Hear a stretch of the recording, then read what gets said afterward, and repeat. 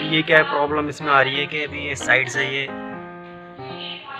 इसका कॉर्नर है वुड, तो ये छूट गया यहाँ से। तो हम अभी पॉलीफिक्स जेल ग्लू के द्वारा इसको चिपकाएंगे। इससे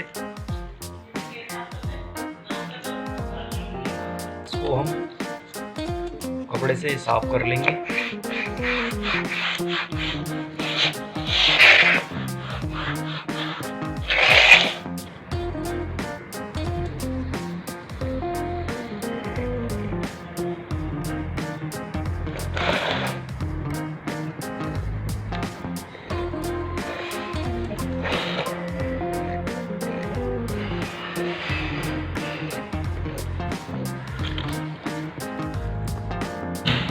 अभी हमने ये चिपका दिया।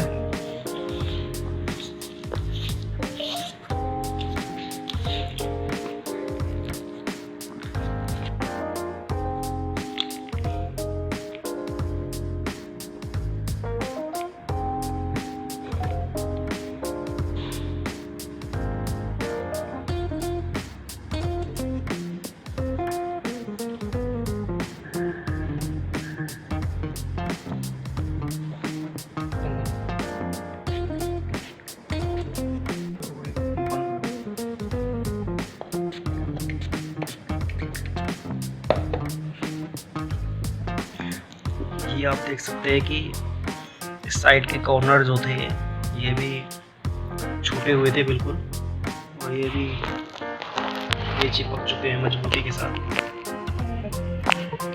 आप देख सकते हैं ये मजबूती के साथ चिपक गए हैं।